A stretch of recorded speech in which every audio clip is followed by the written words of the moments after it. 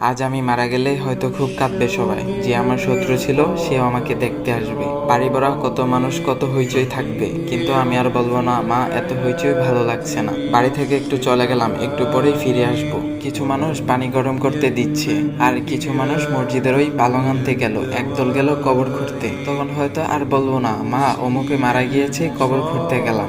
এক সময় বাঁশ কাটা হবে, বাড়ির আঙ্গিনায় এনে বাঁশগুলো টুকরো টুকরো করে কাটছে। পানিটাও গরম হয়ে গেল গোসল দেওয়ার জন্য, এমনকি কবরও খোঁড়া হয়ে গেল। কিছু মানুষ আমাকে এক কোণে নিয়ে একটা মশারি টানিয়ে গোসল দিবে। তখন হয়তো উঠে আর বলবো না পানিটা বেশ গরম হয়ে আছে, একটু ঠান্ডা হলে ভালো হতো। গোসল করানোর পর আমাকে কিছু কাপড় দিয়ে মুড়িয়ে ফেলা হবে। তখন হয়তো আর বলবো না মুখের কাপড়টা একটু সরিয়ে দাও, নিঃশ্বাস নিতে খুব কষ্ট হচ্ছে। এক সময় কান্নাকাটিটা বেশ বেড়ে গেল, কারণ এখন আমাকে মাটি দেওয়ার জন্য নিয়ে যাবে, এমনকি কাঁধে উঠিয়ে ফেললো। তারপর সেই ঘরটার সামনে দিয়ে আমাকে নিয়ে যাবে, যেই ঘরের মধ্যে কিনা আমি সারাটা জীবন কাটিয়েছি। এক সময় রাস্তায় আনা হবে, মা জননী পিছে পিছে এসে খুব কাঁদবে, কিন্তু আর বলতে পারবো না মা অমুক জায়গায় যাচ্ছি, চিন্তা করো না আমি একটু পরেই ফিরে আসবো। অতঃপর সবাইকে বিদায় দিয়ে আমাকে নিয়ে হাঁটা দিবে কবরস্থানের দিকে। পাশে শত শত মানুষও হাঁটবে। কেমন হবে সেই কষ্টের মুহূর্তগুলো একটু চিন্তা করতে পারি কি আমরা? এমন করে তো আমি অনেকজনের লাশ নিয়ে এসেছি, আজ সবাই আমাকে নিয়ে যাচ্ছে চিরবিদায়ের দেশে রেখে আসার জন্য।